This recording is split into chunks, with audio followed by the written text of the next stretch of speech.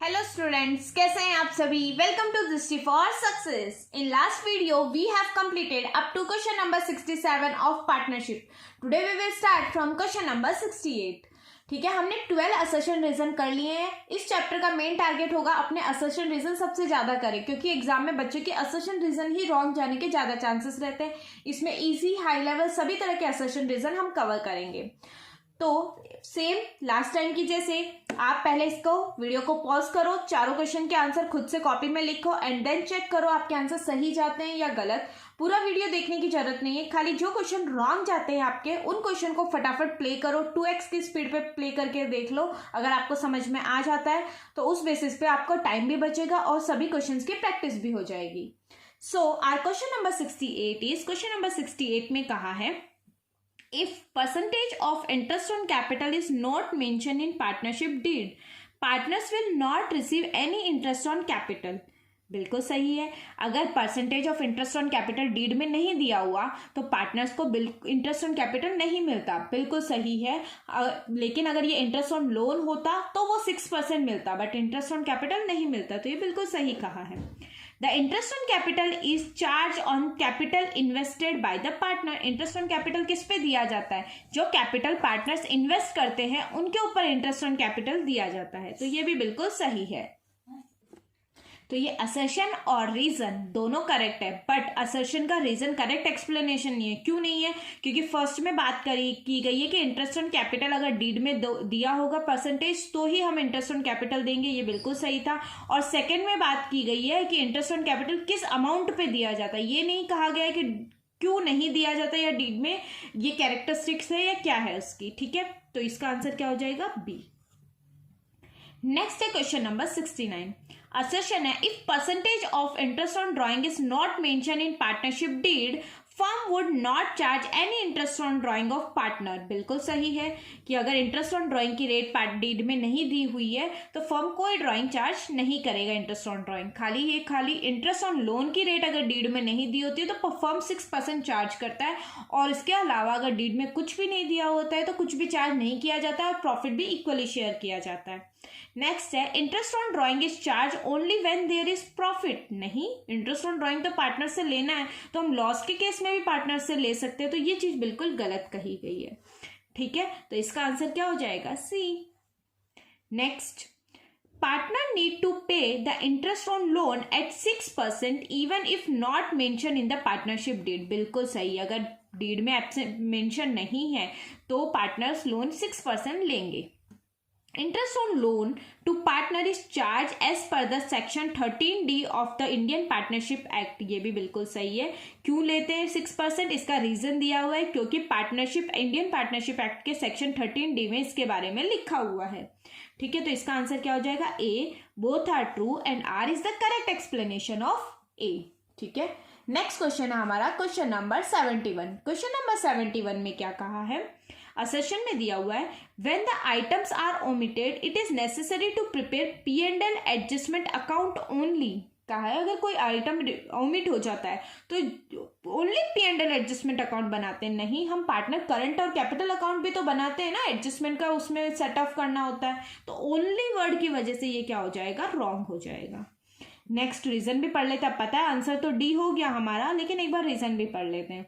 For the purpose of correcting these omission or mistake, adjustment entries are passed through profit and loss adjustment account, in which adjustment in respect of each and every omission are to be made। बिल्कुल सही है ये। मैं reason भी क्यों पढ़ाती हूँ, D option होता है तब कि बाई चांस अगर एग्जाम में कोई रीजन में से क्वेश्चन बन के आ जाए तो वो आपको पता होना चाहिए, इससे हमें एक नई चीज सीखने को मिलती है। ठीक है, तो कहा है अगर हम कोई भी चीज बाय मिस्टेकली भूल जाएं या मिस्टेक कर दें या ओमिट कर दें तो एक एडजस्टमेंट एंट्री पास की जाती है P&L एडजस्टमेंट अकाउंट में with each and every omission are to be made. जो भी ओमिशन किया जाता है उसके बिहाफ पे। ठीक है, तो इसका आंसर क्या हो जाएगा? डी। और ओमिशन की एंट्रीज हमने सीख ली थी, एडजस्टमेंट की एंट्रीज सारी। ठीक है, इंटरेस्ट ऑन कैपिटल के लिए एडजस्टमेंट की एंट्री क्या करते हैं हम लोग?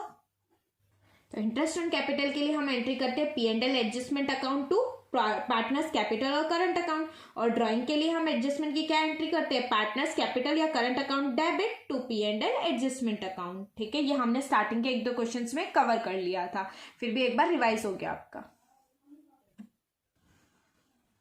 हमारा क्वेश्चन नंबर 72 है। असेशन दिया हुआ है, इसमें भी पहले ये चारों क्वेश्चन को फटाफट, आपके 3 क्वेश्चन विजिबल है, इन तीनों के आंसर्स लिख लो, उसके बाद आंसर को चेक करना, ठीक है। तो क्वेश्चन नंबर 72 है, interest on capital amount to ₹15,000 was shown on the credit side of P&L adjustment account. ठीक है, तो ये गलत है। कहाँ से दिखाते हैं? P&L एडजस्टमेंट अकाउंट के किस साइड दिखाते हैं हम लोग? Credit side, sorry debit side. ठीक है, अभी बताया था P&L एडजस्टमेंट अकाउंट में क्या एंट्री होती है? P&L adjustment account debit. Adjustment में क्या एंट्री होती है इसकी? P&L adjustment account debit to interest on capital, और फिर बाद में करंट अकाउंट में ट्रांसफर करने की एंट्री क्या होती है? देखो, P&L adjustment account debit to interest on capital, और जब इसको करंट अकाउंट में ट्रांसफर करते हैं तो interest on capital account debit to, अगर पार्टनर्स फिक्स कैपिटल मेथड है तो करंट अकाउंट, और फ्लक्चुएटिंग है तो हम कैपिटल अकाउंट लिखते हैं। ठीक है, और इसी को अगर हम क्या करते हैं, सिंगल एंट्री बनानी हो तो टू और बाई की एंट्री कट हो जाती है, तो P&L adjustment account debit to partners capital या करंट अकाउंट, जो हमने सीखी है एंट्री, ये बनती है। ठीक है, तो पार्टनर्स P&L एडजस्टमेंट अकाउंट में इंटरेस्ट ऑन कैपिटल कहाँ लिखते हैं? टू इंटरेस्ट ऑन कैपिटल, और ये कौन सी साइड होती है? Debit side. तो क्रेडिट साइड नहीं लिख के हम किस साइड लिखते हैं? डेबिट साइड लिखते हैं, तो ये गलत है। Next, interest on capital is to be credited to the capital और current account of a partner. बिल्कुल, क्रेडिट किस में करते हैं? पार्टनर्स कैपिटल या करंट अकाउंट में, तो ये बिल्कुल सही हो जाएगा। तो इसका आंसर क्या हो जाएगा? D. Next, question number 73, the interest on drawing omitted is shown on the credit side of P&L adjustment account. अब देखो, इसकी एंट्री क्या बनेगी? Interest on drawing account debit to P&L adjustment account, क्योंकि P&L एडजस्टमेंट अकाउंट एप्रोप्रिएशन की जैसे ही बनता है, और इंटरेस्ट ऑन ड्रॉइंग जैसे एप्रोप्रिएशन में बाय इंटरेस्ट ऑन ड्रॉइंग लिखते हैं, वैसे ही P&L एडजस्टमेंट में बाय इंटरेस्ट ऑन ड्रॉइंग लिखते हैं। तो interest on drawing account debit, तो एम्प्टी प्लेस में टू P&L एडजस्टमेंट अकाउंट, और फिर इस इंटरेस्ट ऑन ड्रॉइंग को हम करंट या कैपिटल अकाउंट में ट्रांसफर करते हैं तो क्या करेंगे? पार्टनर्स, अगर फिक्स मेथड है तो करंट अकाउंट, और फ्लक्चुएटिंग है तो capital account to interest on drawing account. ठीक है, तो P&L एडजस्टमेंट अकाउंट के कहाँ लिखते हैं? क्रेडिट साइड में, क्योंकि बाई में बाई लिखते हैं बाई इंटरेस्ट ऑन ड्रॉइंग, तो ये कौन सा साइड होता है? क्रेडिट साइड, तो ये बिल्कुल सही है। Next, profit and loss adjustment account is prepared when there is an omission of item. Profit and loss adjustment account कब बनाते हैं? जब कोई एंट्री ओमिट हो जाती है, कोई मिस्टेक हो जाता है, तो ये भी बिल्कुल सही है, बट ये इसका करेक्ट एक्सप्लेनेशन नहीं है। इसमें कहा interest on drawing credit side में दिखाते हैं, लेकिन क्यों दिखाते हैं उसका रीजन नहीं है। ये नीचे तो दूसरी बात कही है कि P&L एडजस्टमेंट अकाउंट कब बनाते हैं। ठीक है, तो इसका आंसर क्या हो जाएगा? दोनों सही तो है, but reason is not correct explanation of assertion. Next है question number 74, Sandhya and Manoj entered into a partnership in the profit sharing ratio 1:2. Manoj agreed to pay Sandhya if her share of profit falls short of ₹50,000. The profit earned was ₹1,77,000. Sandhya asked him to pay ₹27,000, but Manoj refused to pay anything. Profit is guaranteed only when the minimum amount of profit is not earned by the partners. ठीक है, देखते हैं। 1,77,000 profit था, guarantee किसने किसको दी? Manoj agreed to पे, मनोज ने guarantee दी है। किसने गारंटी दी है? मनोज ने। किसको? संध्या को, कि अगर तू 50,000 से ज्यादा आप कमाते हो, अर्न करते हो, अगर 50,000 से ज्यादा अर्न करते हो तो वेल एंड गुड, लेकिन 50,000 से कम अर्न करते हो तो मैं गारंटी देता हूँ जितना भी कम होगा वो मैं पे करूंगा।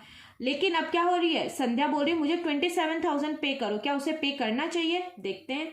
1,77,000 में संध्या का हिस्सा कितना है? 1/3, तो 3 5 15, 3 9 27। संध्या कितना कमा रही है? 59,000, बट उसे गारंटी तो 50,000 की मिली थी, तो वो जब गारंटी से ज्यादा अमाउंट कमा रही है तो मनोज उसको क्यों देगा? तो ये बिल्कुल सही है कि मनोज ने रिफ्यूज कर दिया। हाँ, बिल्कुल रिफ्यूज कर देना चाहिए मनोज को, बिल्कुल सही है। Next, profit is guarantee only when the minimum amount of profit is not earn by the partner. हाँ, क्योंकि क्यों मना किया उसने, क्योंकि गारंटी तभी फुलफिल होती है जब मिनिमम अमाउंट जिसकी गारंटी दी वो अर्न नहीं किया हो। ज्यादा अर्न कर लिया तो अब तो कुछ देना ही नहीं होता। तो ये भी बिल्कुल सही है और रीजन भी सही है कि उसने क्यों मना किया। तो इसका आंसर क्या हो जाएगा, A. Both assertion and reason are true and reason is the correct explanation of assertion.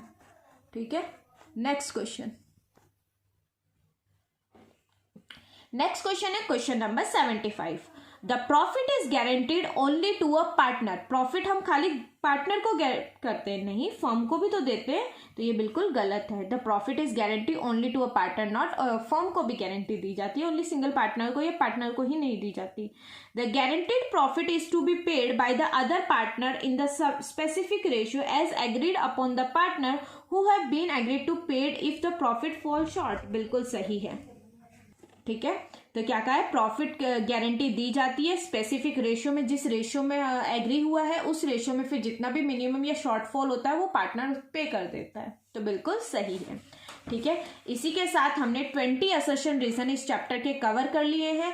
आगे के क्वेश्चन हम हमारी नेक्स्ट वीडियो में कवर करेंगे। इन 20 असर्शन रीजन को एक बार वापस से सॉल्व आउट करना 1 या 2 डेज गैप लेके, जिससे आपको पता चले कि आपके कॉन्सेप्ट क्लियर हुए या नहीं हुए। एग्जाम में इस चैप्टर में से इसी तरह के असर्शन रीजन बनेंगे, P&L appropriation, P&L adjustment account और गारंटी के कॉन्सेप्ट के ऊपर। ठीक है, till that thank you for watching the video, keep learning and all the best, and just do your practice and work hard.